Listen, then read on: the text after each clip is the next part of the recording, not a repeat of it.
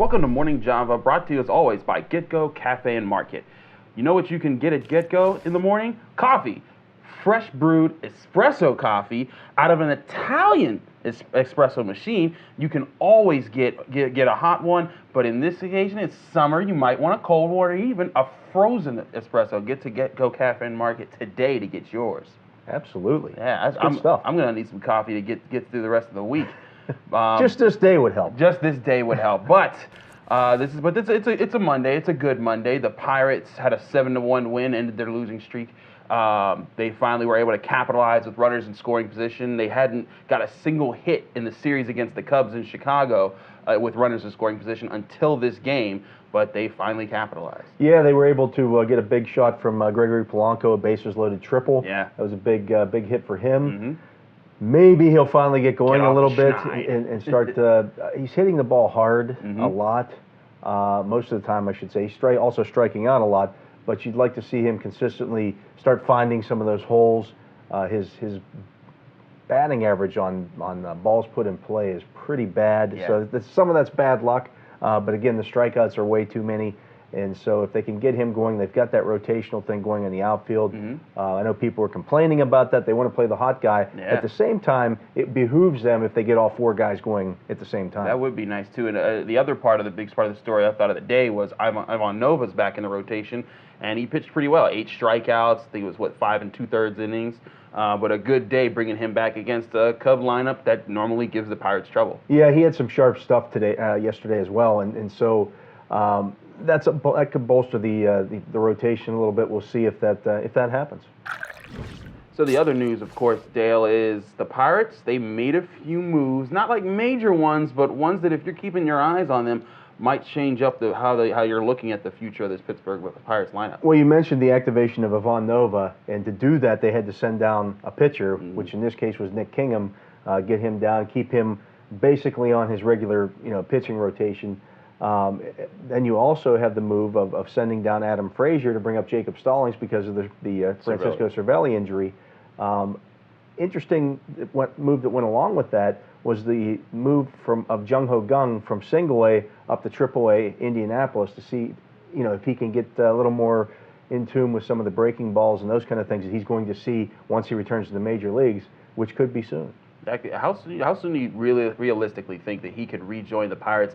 And even if he does rejoin the Pirates, him being anywhere effective, playing in the majors after spending all this time off and trying to get back in the U.S. and all the trouble that he's had to go through, is there even a chance that Jung-Ho Kang makes an appearance this season and gives some meaningful at-bats? I do think that he's going to be back at some point this season. As far as the meaningful bats, we'll see. He didn't fare real well when in his over the winter in winter ball down in, I forget where he was at, somewhere in South America. One of those places. Bolivia or somewhere, who knows. Whatever country would accept him at that point. You're right. Ogie Oglethorpe from baseball. But I think he's a proven major league player. I think he will get back to it.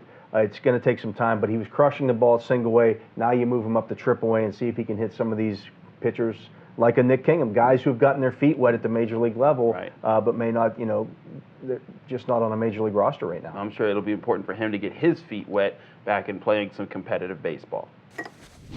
So, Dale, the Steelers are transitioning from OTAs to minicamp, which starts this week. But you've been covering them every day. You've been there seeing how these activities have been going on, and you've been looking at some of the younger secondary players that are going to be trying to make their mark this year. Of course, everyone's looking at Terrell Edmonds, the safety that they drafted in the first round, but also you're looking at Cam Sutton, the second-year player. They got some experience at cornerback. You talked to these guys. You were listening to stuff they were saying. What were some of the feedback that you got? It's interesting that you look at Edmonds and you look at Sutton, and the thing that they're doing with both of these guys is moving them around a little bit. Right. You want that versatility. They want guys who are capable of playing multiple spots in the secondary and at the secondary level. For Edmonds, it would be linebacker. The Steelers haven't put in their dime defense yet, so we haven't gotten to see a lot of that nickel and dime linebacker stuff. They've worked on the nickel some, but in the nickel, there's typically 2 linebackers out there. I expect them to do more dime this year, and if they do that, it's going to be interesting. They'll start probably putting that in this week. The difference between OTAs and minicamp is the mini camp practices are more like what they're going to do once they get to training camp, once they get to St. Vincent College. It's a more structured day, kind of like giving these guys a look at what they're going to be like, what things are going to be like once they hit the regular season. So I'm going to be interested to see who they open up with as the dime linebacker. I would guess it's going to be Morgan Burnett, but we'll see. They've been moving guys in and out. They've had different deep safeties. A lot of times it's just kind of trying different guys out in the spots, including Sutton, as we first reported here. So it's going to be interesting to see how they break this down with these young guys. There's a lot of moving parts back there, a lot of young players. If you think about this, Artie Burns and Sean Davis are the two longest tenured guys in the Steelers secondary with this team. Yeah, that's pretty crazy. And I think that also speaks something when you consider that they're longest tenured and they've only played one full season with the Steelers. Yeah, one season starter. Yeah, one full season as a starter. Right. And I think when people look at that and they're just, oh, look at Artie Burns, he's not doing this, he's not doing that. He's like, he literally had just a full year of starting to get used to what it's like to cover an A.J. Green every single play. And now he's been learning from Joe Hayden, and he's able to try things, learn from things. Same thing with Sean Davis, and now he'll get to work with Morgan Burnett, who if he's better than Mike Mitchell was, I think that takes a lot of pressure off him. And then at the same time, while those guys are learning and developing, you have guys like Sutton and Edmonds, like you've been talking to, who are going to be right in the mix, competing, being athletic. But again, I think the key there is versatility. Sutton was great at Tennessee at playing every single position in the secondary. Edmonds is a guy that can fly all around, cover and hit. It's going to be an interesting thing to see at minicamp. And Dale, looking at other moves that the Steelers have been making, getting ready for this upcoming season, they lost Gerald Hawkins. He's on injured reserve, but they went and got Bryce Harris, a veteran. He's coming into his 7th year in the NFL. Veteran offensive tackle that's going to be purely a depth chart move.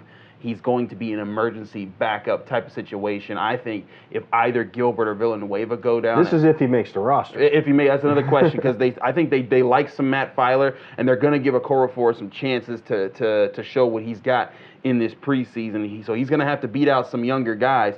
But I did a study of Harris, and I got to tell you, man, when I look at this guy, he looks at a guy that he knows where he's supposed to be, and he's good at getting to that spot and understanding what that is. But as soon as he engages a guy, he's just not physical. He doesn't try to win at the point of attack. He just tries to merely do his job, as in get to that person, put his hands on him, and then the rest is pretty much a wash, which is why he's only had 4 starts in his 6 seasons in the NFL. Yeah, I mean, you're talking about a guy who's been around, yeah. a guy, but this is a guy who is basically gives you some insurance if Okorafor gets hurt, or if something happens with Filer.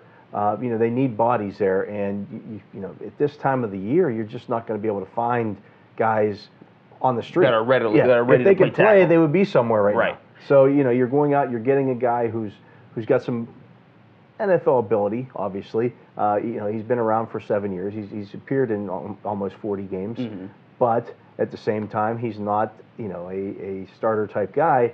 Now you get him, into a training camp, into a mini camp with Mike Munchak, see what he can do with a guy like that. The same thing goes for Okorafor. This is his first chance to go through all this stuff with Mike Munchak. Munchak's done a great job of developing guys. You mentioned Filer, the guy that they're trying to replace. Chris Hubbard's another guy who's undrafted. Right. Ramon Foster, Villanueva. You can go on down the list of guys that they've developed over the years.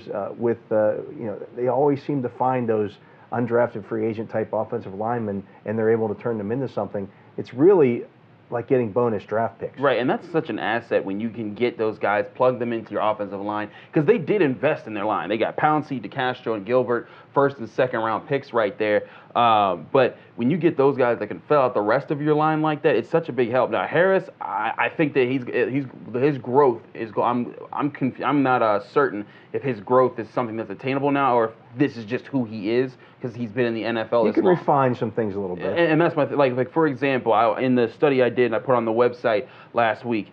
I saw his last starts were in a regular season game was 2014. I saw some of his preseason tape from last year, and there weren't as many points that were like, okay, that's something that he can learn from. But there were plays where he had to chip to the linebacker, and he did the initial part right. He put his hands on the defensive tackle, moved up to the second level, got his hands inside the linebacker, but as soon as that contact was made, the guy was off of him in about a second. And so it's those types of things where he can get his feet in the right spot, he can get his body in the right spot, but you have to be able to win there and either move the man backwards before he disengages, or you would keep him there for a little while so the running back can get past you. And I think that's where he's not going to be able to, where he's going to have to improve if he wants to be either that sixth tackle or the immediate backup.